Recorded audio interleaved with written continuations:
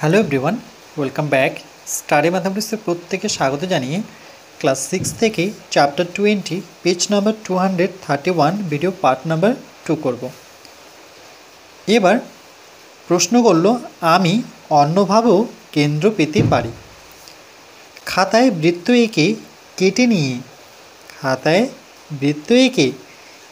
নিয়ে বৃত্তাকার ক্ষেত্র বা বৃত্তাকার চাকতি পেলাম।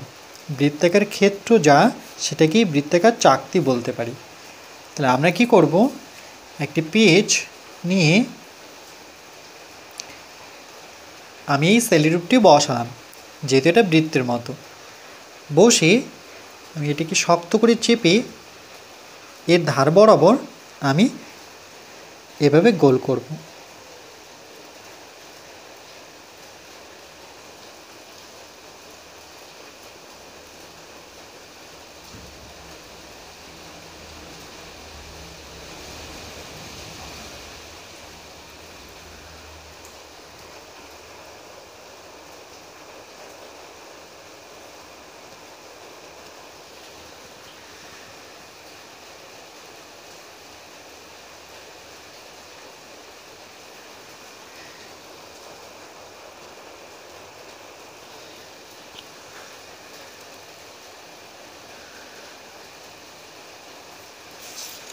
এটাকে একটি বৃত্ত পেলাম।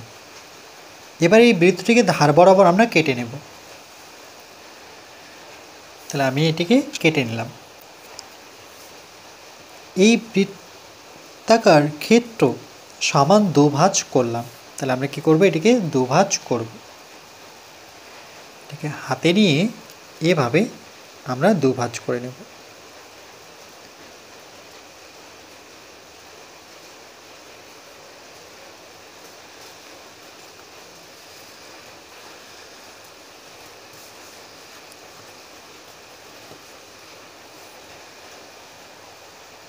করার পর দেখো এখানে ডট ডট দিয়ে দাগ দেব। যেখানে ভাঁজ হয়েছে এই ভাঁজ বরাবর আমরা স্কেল বসিয়ে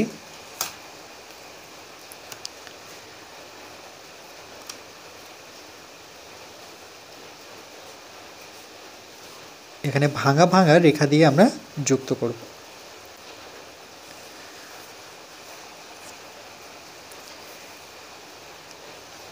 পেলাম অর্ধবৃত্তাকার চাকতি না বৃত্তাকার চাকতি। দেখো বলছে ভাঁজ করার পরে এটা প্রশ্নটা করলো যে এই যে ভাঁজ যখন করলাম, তাহলে বলছে এটা অর্ধবৃত্তাকার না বৃত্তাকার। তাহলে দেখো তো এই অংশটার কথা প্রশ্ন করলো, তাহলে এটা সেম একই, তাহলে সেটা হচ্ছে অর্ধবৃত্তাকার, মানে অর্ধেক করা হলো। তাহলে এখানে লিখব অর্ধবৃত্তাকার চাকতি। এবার এই অর্ধবৃত্তাকার চাকতিকে, এই যে অর্ধবৃত্তাকার চাকতিকে বা অর্ধবৃত্তাকার চাকতিকে আবার সমান দুভাজ করলাম।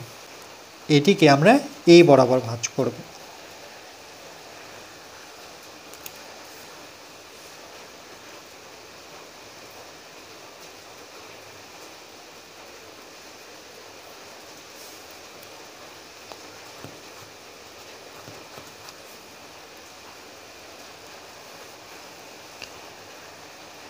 এরকম আসলো ভাঁজটি।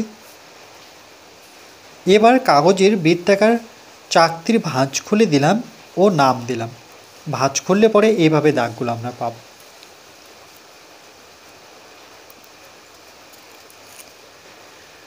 এই বরাবর দেখো দুটো দাগ পড়েছে। তা আমরা কি করব, স্কেল নিয়ে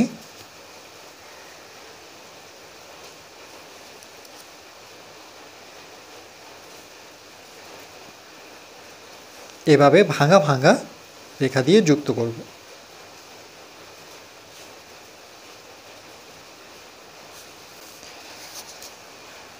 করার পর নাম যেহেতু দিতে বলেছে, তাহলে এখানে নাম দিই ও, আর এখানে নাম দিই এ, এখানে দিই সি। এই বৃত্তের ও বিন্দু, বলছে ও বিন্দুটির নাম কি হবে। তাহলে এখানে ও বিন্দুটির নাম কি, এটার নাম হচ্ছে কেন্দ্র। এই বৃত্তের ও এ সরলরেখাংশ, ও এ, ও থেকে এ, এটি হচ্ছে ব্যাসার্ধ।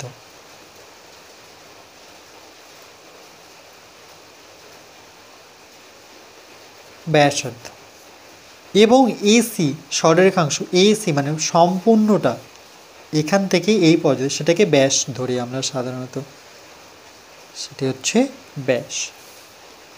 দেখছি এসি এখানে বলছে যে দেখছি এখানে কিন্তু আমরা যে এটার কেন্দ্র কিন্তু পেয়ে গেলাম, এই যে যেখানে দুটো ভাঙা রেখা ছেদ করেছে সেটাই হচ্ছে এর কেন্দ্র। কেমন করে বুঝবো এটা কেন্দ্র? কম্পাস দিয়ে যদি আমরা কাঁটাটি এখানে বসাই আর এর ব্যাসার্ধটা যদি মাপি, তাহলে এ যতটুকু জায়গা জুড়ে আছে দেখো এর ততটুকু জায়গা জুড়ে আছে। আবার এইদিকে পেন্সিলটা যদি বসাই দেখো এর মাপ করে কিন্তু বৃত্ত, তাহলে এটা বৃত্তের কি কেন্দ্র, এই জন্যই আমরা লিখলাম ও হচ্ছে বৃত্তের কেন্দ্র। এবার প্রশ্ন হলো এসি, এসি দ্বিগুণ কার, ও এ না এসি? আরেকবার প্রশ্ন দেখছি যে এসি মানে এই পুরো দূরত্বটা, এসির দূরত্বটা 2 গুণ কার, এখান থেকে এর যা দূরত্ব এখান থেকে এর দূরত্ব সমান, তাহলে এখানে ও এর দ্বিগুণ।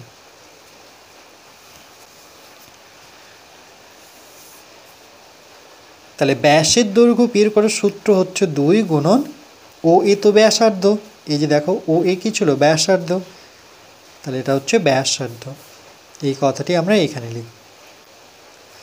তাহলে এরকম আসলো যে ব্যাসের দৈর্ঘ্য 2 গুণন ব্যাসার্ধ, মানে ব্যাসার্ধর সাথে 2 গুণ করলে ব্যাস পাওয়া যায়।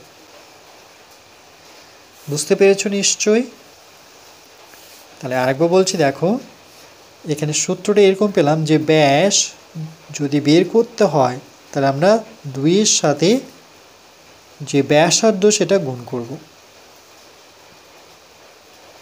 তাহলে ব্যাসার্ধ মানে ব্যাসার্ধর সাথে 2 গুণ করলে ব্যাস পাব। ব্যাস পেতে গেলে 2 গুণন ব্যাসার্ধ, মানে ব্যাসার্ধ মানে এইটুক অংশ দুবার, এইটুক আর এইটুক যোগ করলে আমরা ব্যাস পাবো, তাহলে দ্বিগুণ হলো।